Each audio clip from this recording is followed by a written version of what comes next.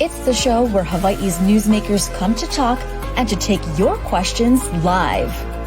From the nation's capital to Honolulu Hale, from the state legislature to the fifth floor. We bring the experts to you and ask them what you want to know. Spotlight Hawaii with Yunji Denise and Ryan Pillay-Suji on the digital platforms of the Honolulu Star-Advertiser.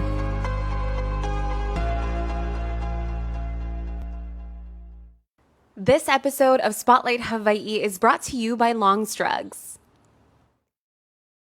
Well, aloha, and thanks for tuning in here on this Monday morning. So glad to see so many of you already starting your week off with us. I'm Ryan Pillay-Suji, joined by Yunji Denise, and this is Spotlight Hawaii on the digital platforms of the Honolulu Star-Advertiser. This morning, we head back over to the state capitol and get an update from the fifth floor. That's right. Joining us now is Governor Josh Green from his office, of course, at the fifth floor. Governor, thanks for being here this morning. Thank you for having me. So let's get your sort of large-scale bird's eye view of how you think the session is going so far. You've had a few hiccups if we want to talk about what happened to Ikaika Anderson, but also now you have a new nominee for that position. Just broad strokes, how do you think it's going? Well, we're sticking to our core principles and values, which is we're going to make sure we do everything we can to get housing built and deal with homelessness and to make it more affordable in Hawaii. Now, to be specific, we're halfway through the legislature and they're right now going through all the bills and they're deciding on policy, which we respect. That's the branch of government that the legislature basically sticks to. So I expect major appropriations and I expect the tax breaks to come into play. We're going to hear from I know Speaker Psyche and Senate President Kochi, lots more even this week, and we're all on the same page. Get significant tax breaks to people who are living, in the Alice family category, and that means increasing the earned income tax credit or some package of these things, increasing the standard deduction, giving people credits for childcare, and so on. So we need that. I expect most of these things to pass. The bills on the green fee are still alive. And we need to do that, too, to protect our environment and to manage tourism much better. But we're really just partway through. Now, it was like a Valentine's massacre on Ikaika, and that's just the way it goes sometimes. I think he's a great person. We appreciate his commitment to try to serve. And I also respect the prerogative of the Senate. If they think someone's not up to the job, then we move on. So we have put up Kali Watson, and I'm told that he's meeting more favorable, response from the Senate. So he'll probably get confirmed. And then we'll move toward solutions. But it's about solutions for me. It is not about these personal conflicts. I know everyone reads about them and they're exciting to see perhaps, but it stings when you get stomped like that. And I'm really just trying to focus instead on results. Well, let's talk a little bit about some of the other nominees, including Kali Watson, who will also be up for this, go through the same process that we saw Ikaika Anderson go through. You have any concerns about some of the remaining nominees, and maybe what are you doing to help prepare them, knowing what Ikaika Anderson faced through that nominations hearing in that process? What are you telling some of the other nominees, and what do you expect for the other departments? My real instruction to them is be yourself, be caring. Show that you have acumen to work on the issues. Don't try to snow anybody. We're not into politics on our side. We're trying to get good people into these positions to do a job. Kali has already done the job before. He's well regarded in the community. He is a developer in addition to an advocate. He'll do well. And I think that it's an interesting thing with the Department of Hawaiian Homeland's job. It's not just a department. It's really a project in this case, because it's a project that's the $600 million. And the legislature wants to spend it a certain way. We're fine with that. Honestly, I would like to also be creative if we are given the latitude, because the Homestead Associations gave great input. But I heard loud and clear that the Senate wants us to stick to the playbook of quickly spending that $600 million. I just want to see as many houses built as possible for the Hawaiian community. So that's what Kali is going to be tasked with, and he'll be up to the job. And we'll constantly go back and forth in a collegial way with the Senate. That's important. So I do have pretty strong, optimism that he's going to get confirmed. Now, there are other people, of course, that are going to be up. Everybody else is going to be up. I haven't heard any opposition, for example, to General Hara or some others. I mean, a lot of them have already been confirmed a couple times, like our Human Services Director, Kathy Betts. most people, I'm sure, will be confirmed. And if a couple aren't, I just hope that it's, number one, a kind process, and two, it's respectful of what their capabilities are, not what people's interpersonal conflicts are. That is not good for the people of Hawaii. We just need our team to be able to do their job, because you guys have interesting questions about, like, are you going to build the stadium or not? Yes. But I can't build the stadium if I don't have a DAGS director, and if I don't have a land use group, and if I don't have the people in place on housing. I can't do it if I don't have those teams in place. So we're going to confirm most of these people.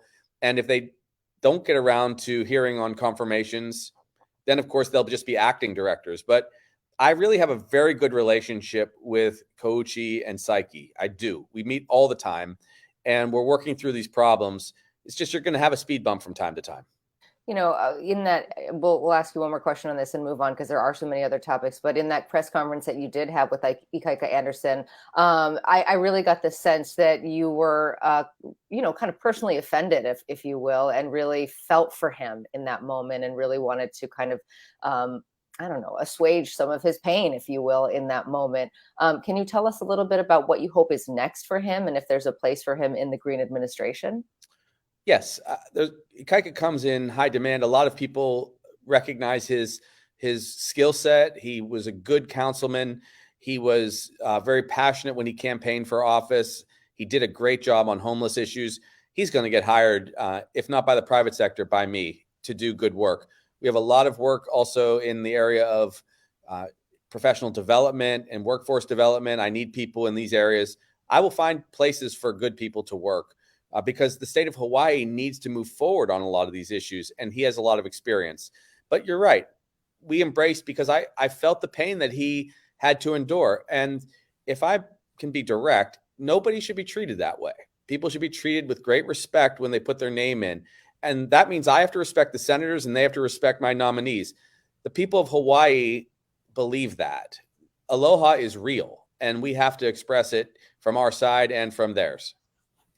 Let's switch gears and talk something about that you had mentioned in your opening statement, and that is the green fee. We see, as you said, the bills are continuing to advance. They're still alive, but there have been some changes to the bills thus far with language and just the overall mechanics of how it's going to work. In its current form, are you happy with the way things are moving forward? And what do you think is the practical sense of how this gets rolled out when and if it is actually passed by the entire body of the legislature? Yeah, I'm happy because, look, this wasn't even on the radar a year ago to really get this to become a part of what we do in Hawaii. We did some polling, or it was done, and 63% of people favor a straight up $50 fee coming into the state, so people can go and use state parks and beaches and so on, and trails.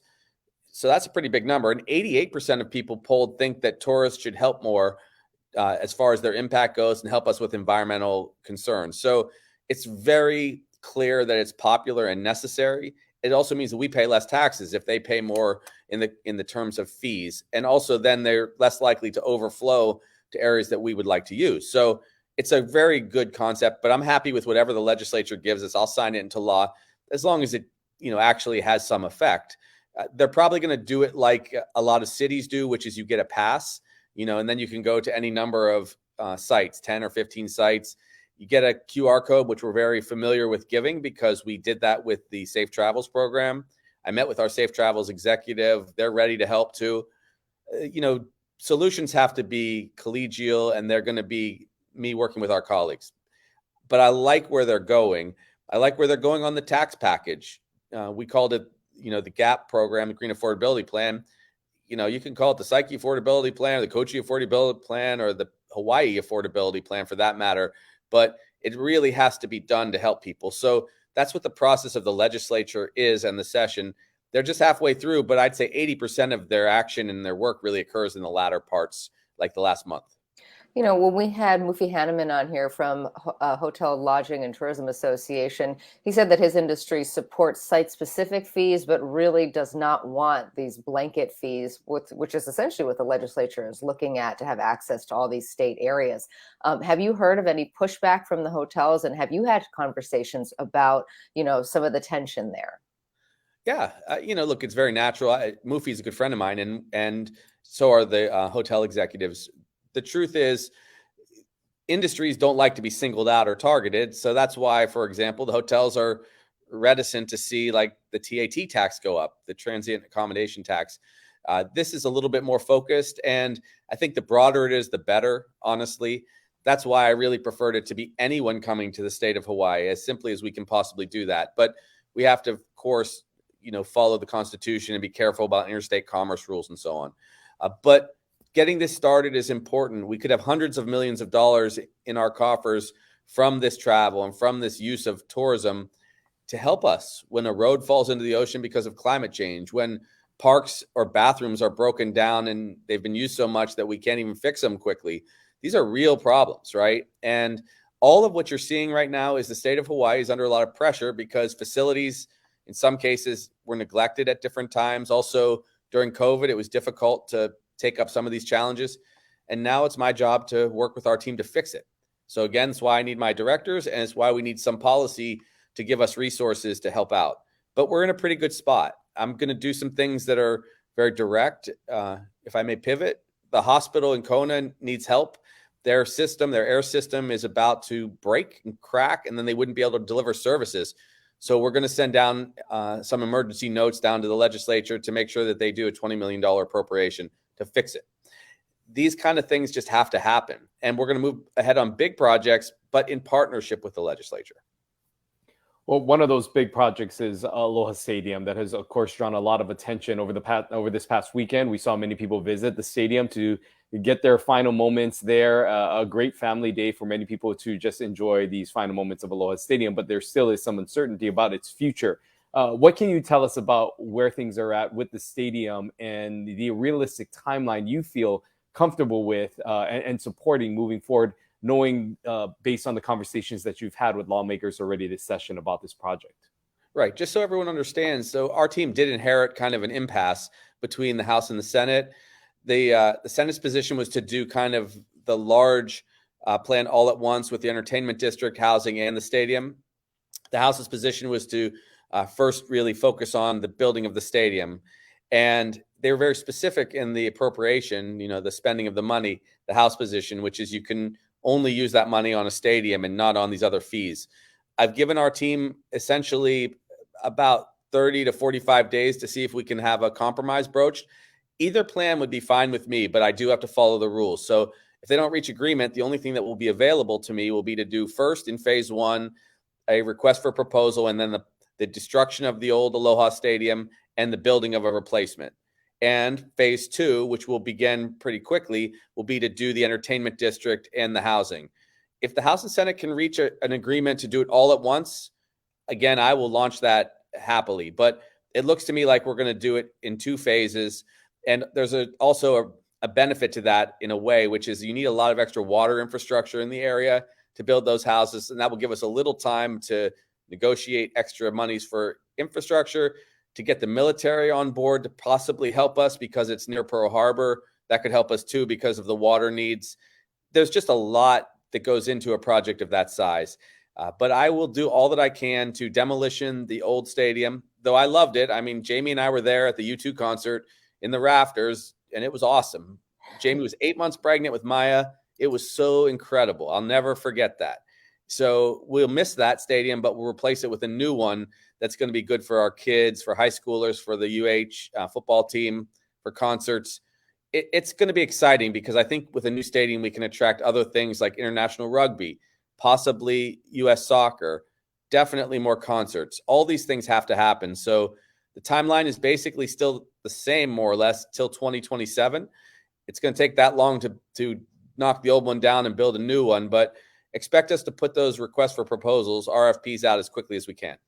Given the construction and material costs have gone up tremendously since the first allocation for the stadium was done, do you think that you're going to have to ask for more money for this to happen, even if you do that phased approach and it is just, the money just for the facility itself and not the public-private partnership and all the other things? Is there enough money right now to do the stadium? Well, that's an important question to unpack. So we got the economic analysis on the pure P3 or the public-private partnership. And that economic analysis showed us that the costs go up about $400 million, which I don't think people will tolerate. And also I'd have to have both the House and Senate buy into that. So that's a concern. We don't want another project that, like the rail, the prices go crazy. Now, the House and the current appropriation is $350 million. And I do think that they are going to look more at something that's closer to $400 to $450 million for the whole stadium. But I don't think that we should ask the taxpayers to like double the price. I think that's too much to ask. I really want to get us a good deal. Like I said, I'll go forward with whatever we can expedite, because time in this case definitely is money. The longer we last on kind of the holding pattern, the longer we're going to see the prices incline. So I don't want to see that. But we can build a stadium that's quite good, and I will say this: we can build a stadium under $500 million for sure. It's going to have long-standing benefit. It'll be spread out over time, the cost, like we always do. I will make sure that we fight to get someone to name it and give us extra resources, something I hope to be very appropriate to our beautiful Aloha State. I will also make sure that we have some operating and management provisions in the contract. But I think people want me to be somewhat conservative with our resources now that we've come through COVID. So I'm trying to be careful.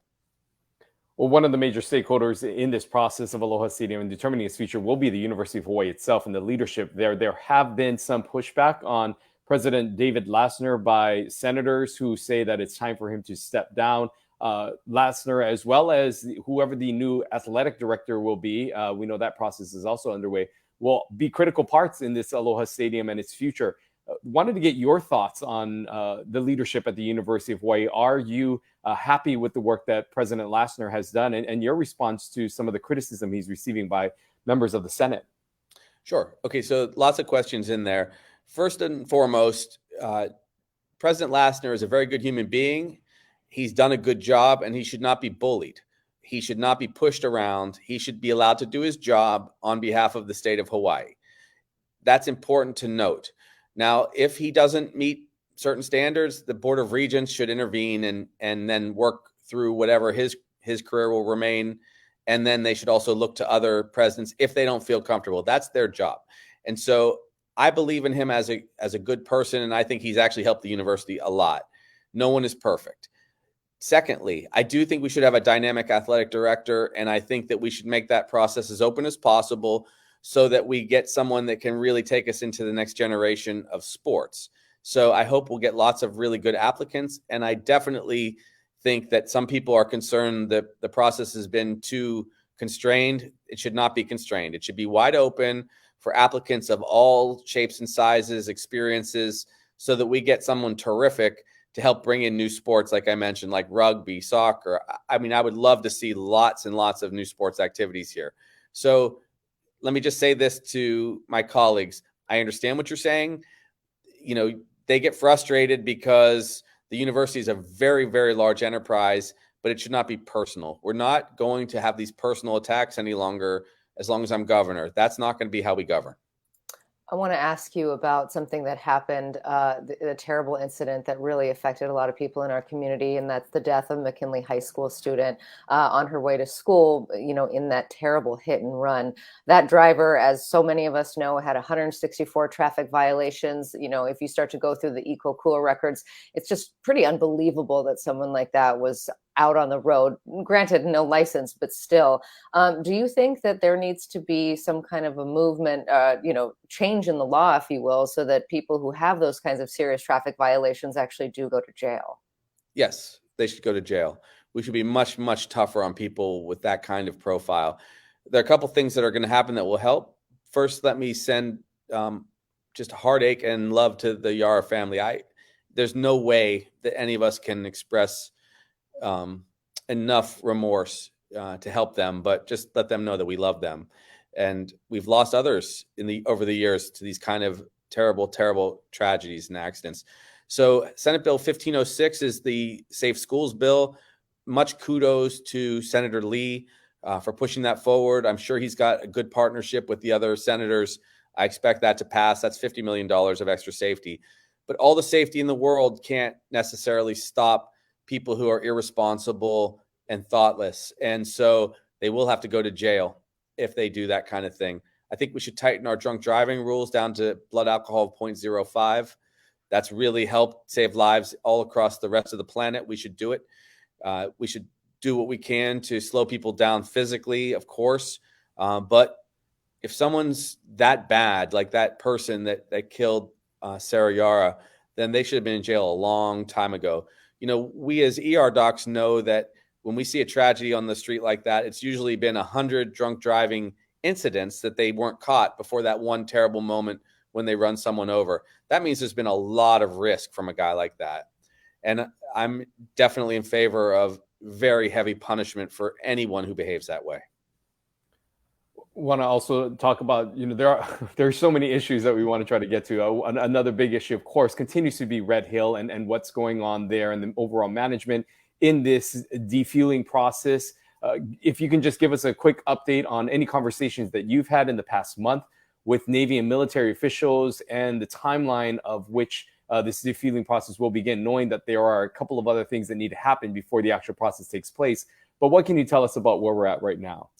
So because I'm not satisfied with where the EPA is with the feds, I have spoken to the Deputy Secretary of the Navy and the Undersecretary, and of course, some of the top brass at the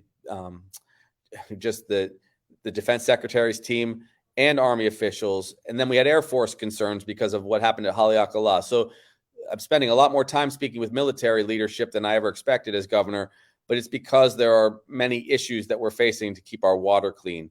Once it became clear to me that there were so many concerns, not just Red Hill, but also Haleakala and elsewhere with our National Guard, and they were very upfront about it, as you heard from General Hara, who is terrific.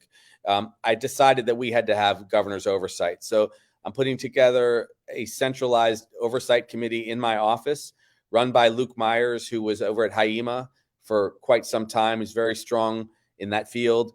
And I'm going to pull everyone together. And that includes leadership from all across the Navy and our water leadership like Ernie Lau, so that everyone's communicating. And then what I did with COVID, which was just put raw data out so people could understand it in a straightforward way. We're going to do that also with Red Hill and our clean water. So we're going to give a lot more updates once we have this whole group together. And I just told them we're going to be transparent with the people of Hawaii.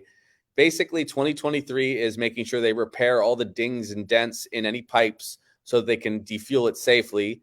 24 is basically the defueling, and then we close it down for good. If someone comes up with some kind of genius use for the tankers, not with fuel, if there's some way that we can do some kind of interesting energy project that is not going to threaten our environment at all, great. I saw that they put out a request for ideas, but basically we should shut that place down and seal it up. And so we're making progress, but I think people really want more openness and information. And so that's what my team will do. Well, it's interesting because there is this question of who makes the call. And we had Assistant Secretary Meredith Berger on here, and we were asking her really about that next phase that we all want to get to when the tanks are empty and what should happen to them. And she did say that they've engaged a local firm to gather those ideas. But at the end of the day, it really is the Navy's call. Is that your assessment as well? Yes. So she is high up in the Navy and military, and Ms. Berger is quite a good person. She's very thoughtful. We've met several times, and I've cultivated a working relationship with her and others so that we can, without any BS, just talk about the real problem. They know Red Hill has to be shut down. They know it.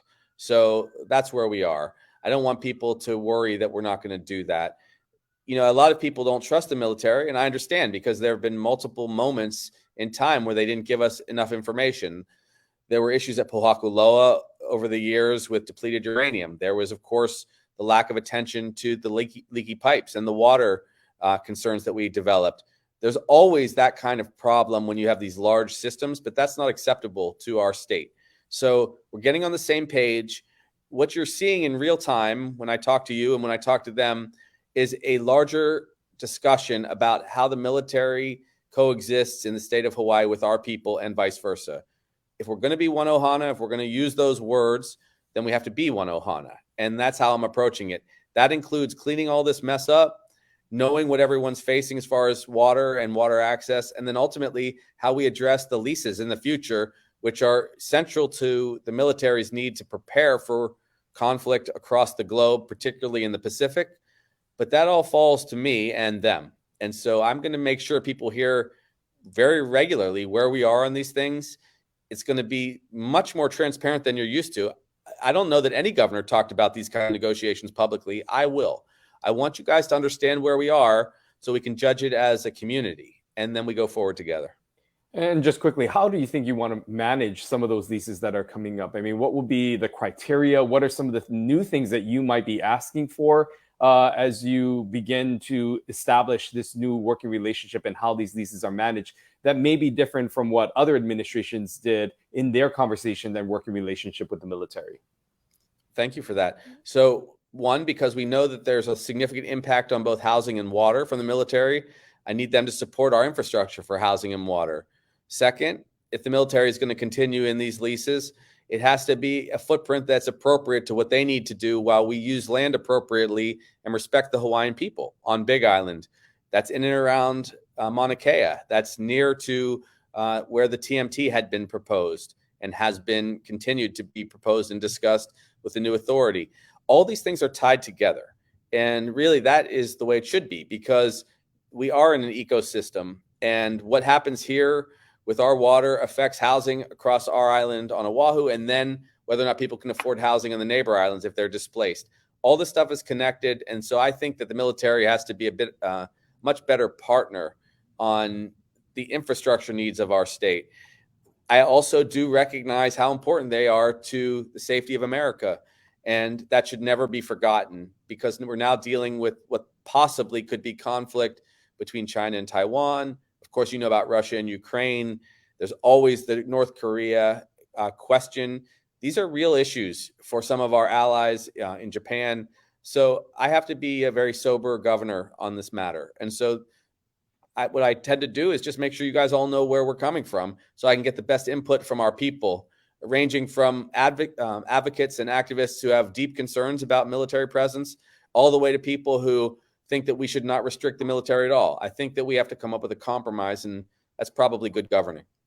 We are almost out of time, but we can't let you go without asking about another negotiation that is happening, and that is the one between the governor and the first lady, and regarding the adoption of a dog. Where are we on the dog conversation? And for viewers who haven't caught up, the first lady was on here. You should go catch that interview if you haven't.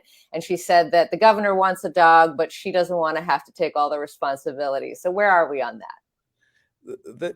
The negotiation on a dog for our family is much more complex than a negotiation for the military's future in the state of Hawaii, is all I can really say.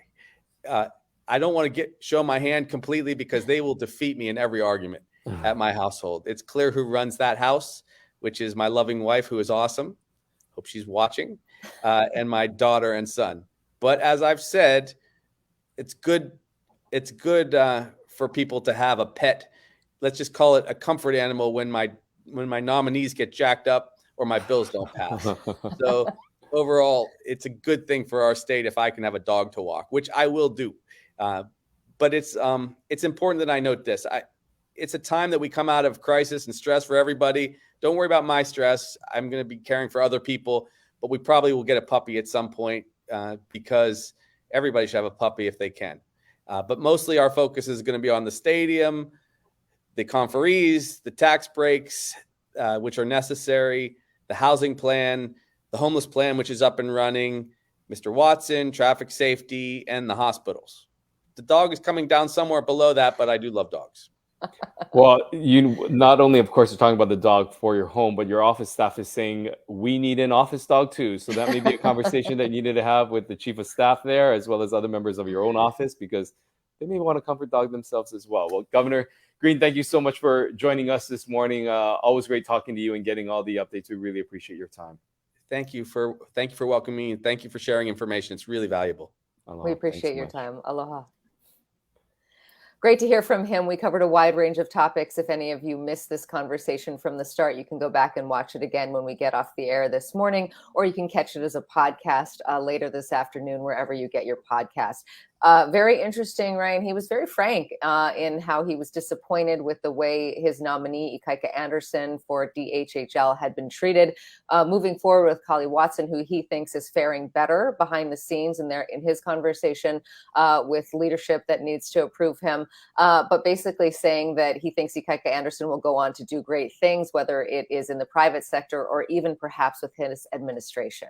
Yeah, but also just saying that he is really looking to do what is best for the people of Hawaii and not really wanting to get involved in the personal attacks or the politics of the nomination process and urging his fellow senator colleagues to really give everybody a fair shot in this process, and saying that he can't really do everything that he set out to do or what he wants to accomplish in his first year if he does not have the team in place and the leadership within those departments to do so. And so hoping that this is done as quickly as possible to allow him the authority and the ability to manage some of these departments with the directors that he feels are the best fit for this.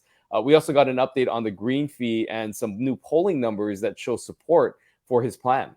Yeah, he says that the vast majority of people in Hawaii support a green fee and support tourists having a more active role in caring for our environment. If you missed our conversation with some of the conservation leaders, we spoke about the green fee in detail and what that could actually look like here in our state last week. So go ahead and catch that in our archives. Interesting to note that he does understand the tension between the hotel industry, the tourism industry more broadly. They have said in the past that they support site-specific fees like what we see at Diamond Head or Hanauma Bay, but not this broad scale visitor impact fee. It does look like that is marching forward. And also interesting to hear his thoughts on Red Hill and how that all ties back to these leases that are coming up. Yeah, holding the military accountable is something that he said is going to be a priority, not only with the timeline of what's happening with Red Hill, but also about the future of any military contract, saying that he's going to be transparent in offering information about how these leases are managed and negotiated moving forward, asking more of the military than just whatever the financial exchange is, but also some commitments to help with housing, water, and other areas that the state continues to tackle. We also got an update on Aloha Stadium, as well as his support for President David Lassner. So always a lot of things that we discuss. If you missed, as Yanji said, any portion of it, we encourage you to go back or watch it on Channel 50 or a podcast, because there are a lot of topics that we always get to cover with the governor. Of course, he has to work hand in glove with Senate leadership and House leadership, and we are having those leaders on this program later this week on Wednesday. Scott Saiki and Ron Kochi, the Senate president, and of course the House Speaker will be joining us here to talk about where they see this session. How do they think we are doing, or they are doing rather, at this halfway point? What are their thoughts on the bills that are moving forward, and what are they expecting to come out of this session? And how do they think that the current administration is doing in relating to their different bodies? So interesting to hear the governor's perspective this morning, and we'll get their perspective on Wednesday. We'll see you then. Take care. Aloha. This episode of Spotlight Hawaii is brought to you by Long's Drugs.